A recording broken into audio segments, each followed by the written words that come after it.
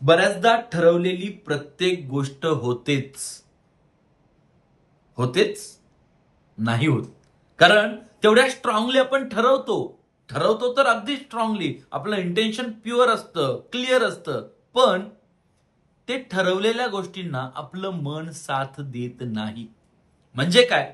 आता मी तुम्हाला व्यवस्थितपणे सांगणार आहे. कारण आजचा जो टॉपिक आहे, हिप्नोथेरपी म्हणजे काय?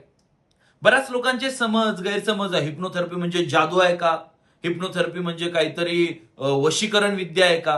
हिप्नोथेरपी म्हणजे लोकांना बेशुद्ध केलं जातं. नाही. सगळं चुकीचं आहे. आजपर्यंत तुम्ही जे ऐकलंय ना हिप्नोथेरपी बद्दल, ते तुम्ही अर्धवट ज्ञान किंवा अगदी चुकीचं ज्ञान घेतलेलं आहात. हिप्नोथेरपी हे एक प्रभावी सायन्स आहे, हे एक प्रभावी विज्ञान आहे आणि हे प्रभावी विज्ञान काय करतं जाणून घेऊयात. नमस्कार, मी हर्षल नलवडे, क्लिनिकल हिप्नोथेरपिस्ट. एक आगळी वेगळी सिरीज, एक आगळा वेगळा व्हिडिओ मी आज बनवतोय. याचं कारण असं आहे की आजकाल बऱ्याच लोकांना खूप काही करायचं आहे. खूप लोकांकडे खूप सारी स्वप्न आहेत. हो, तुमच्याकडे पण स्वप्न आहे.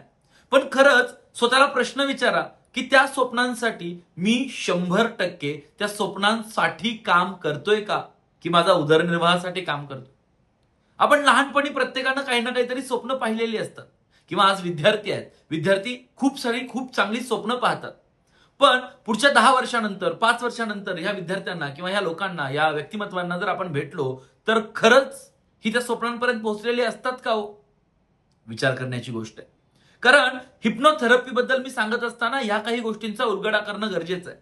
बऱ्याचदा आपलं मन आपल्याला साथ देत नाही. साथ देत नाही म्हणजे काय? मन तर आपल्या आतमध्येच आहे ना. पण साथ देत नाही म्हणजे नेमकं काय? उदाहरणार्थ, तुमच्याकडे असणारा फोन. कुठला फोन आहे तुमच्याकडे? कोणाकडे Vivo आहे, कोणाकडे Oppo आहे, कोणाकडे Samsung आहे, कोणाकडे Apple आहे. Samsung वगैरे हे जे Android फोन आहेत, त्यामध्ये Android फोन का म्हणतो आपण? किंवा Appleला iOS फोन आपण का म्हणतो? कारण Apple कंपनीचा जो फोन आहे, त्यामध्ये iOS नावाचं सॉफ्टवेअर आहे. Samsung, Vivo, Oppo जे कोणी फोन आहेत, त्या फोनमध्ये Android नावाचं सॉफ्टवेअर आहे. आपल्याला बाहेरून दिसतं ते काय आहे? त्या फोनचं हार्डवेअर आहे. आपल्याला बाहेरून जे दिसतं ते या फोनमध्ये असणारं हार्डवेअर दिसतं. फॉर एक्झाम्पल, हा सोनीचा फोन आहे. यामध्ये दिसणारं हे आपल्याला काय दिसतं? डोळ्यांनी आपल्याला हार्डवेअर दिसतं. पण या फोनमध्ये असणारं सॉफ्टवेअर आपण पाहिलंय का? ते आपल्याला दिसलंय का? ते आपल्याला कधीच दिसलं नाही. कारण याचं कारण असं आहे की या फोनमध्ये असणारं सॉफ्टवेअर हे प्रोग्रामिंग आहे, ते कोडिंग आहे. आणि एक्झॅक्टली आपले हे जे देह दिसतं हे हार्डवेअर आहे आणि न दिसणारा जो प्रकार आहे ते मन आहे, ते सॉफ्टवेअर आहे. लक्षात आलं? आता प्रॉब्लेम नेमका कुठे येतो बघा. या फोनमध्ये प्रॉब्लेम येतो. प्रॉब्लेम कुठे येतो? प्रॉब्लेम ह्या फोनच्या सॉफ्टवेअरला येतो. हार्डवेअरला आला तर हार्डवेअर आपण रिप्लेस करून घेतो. सॉफ्टवेअर सुद्धा आपल्याला आजकाल रिसेट करता येतात किंवा बरंच काही करता येतात. हे लक्षात ठेवा मात्र मी जे काही बोलतो. पण या फोनमध्ये असणारा सॉफ्टवेअरला व्हायरस हार्डवेअरला येतो की सॉफ्टवेअरला येतो? व्हायरस नेमका कुठे येतो?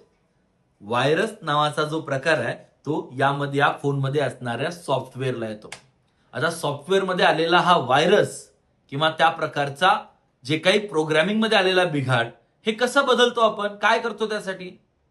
फोन रिसेट करतो, फोन मधला डाटा डिलीट करतो, त्यातल्या कॅचे फाईल्स डिलीट करून टाकतो, व्हायरस काढण्यासाठी अँटीव्हायरस इन्स्टॉल करतो, लॅपटॉपमध्ये, कम्प्युटरमध्ये अँटीव्हायरसची डिस्क आपण इन्स्टॉल करतो आणि अँटी किंवा बरेच NPAV वगैरे असे अँटीव्हायरसेस आहेत. एक्झॅक्टली आपल्या मनाला आलेले व्हायरसेस म्हणजे काय? आपल्या मनाला आलेले व्हायरसेस म्हणजे आपल्या मनामध्ये आलेली निगेटिव्हिटी आहे. एक न्यूनगंड आहे की मला हे जमतच नाही, मी हे करूच शकणार नाही, मला हे जमणारच नाही. पण जसं ह्या फोनला अँटीव्हायरस किंवा लॅपटॉपला अँटीव्हायरस इन्स्टॉल करून आपण जसं रिपेअर करू शकतो, नवीन करू शकतो, पुन्हा तो वापरण्यायोग्य बनवू शकतो, तसं आपल्याच मनाला हील करून, आपल्याच मनाला अँटीव्हायरस देऊन, म्हणजे मी सक्षम आहे, मी जबरदस्त आहे, माझा आत्मविश्वास जबरदस्त आहे, याचा अर्थ जे प्रॉब्लेम मध्ये आहेत, ज्यांना व्हायरस आलाय, त्याच लोकांनी हिप्नोथेरपी घ्यायची आहे का? नाही. तुमच्यामधला कॉन्फिडन्स तुम्हाला वाढवायचा आहे. तुम्हाला काहीतरी नवीन सुरुवात करायची आहे आणि मन तुम्हाला तुमच्या सोबत हवं आहे. येस, तर नक्कीच हिप्नोथेरपी एक प्रभावी टूल आहे की जे तुमच्या मानसिकतेवरती सकारात्मक दृष्टिकोन पेरणार आहे.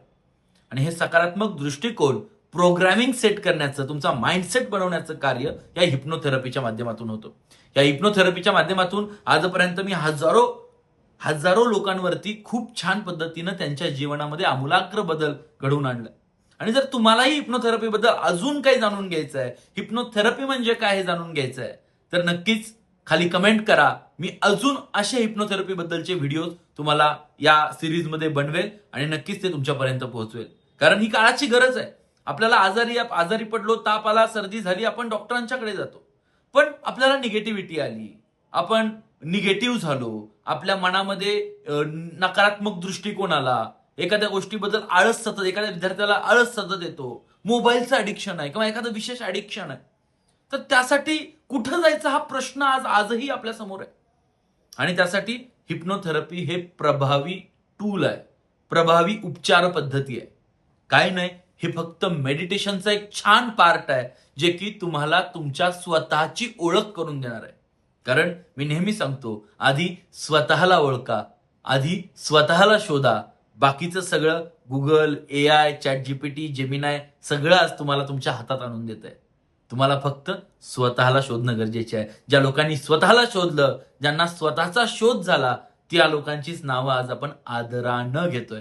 जय हिंद, जय महाराष्ट्र. भेटूयात पुढच्या व्हिडिओमध्ये. कमेंट करा तुमचे प्रश्न, कमेंट करा हा व्हिडिओ कसा वाटला.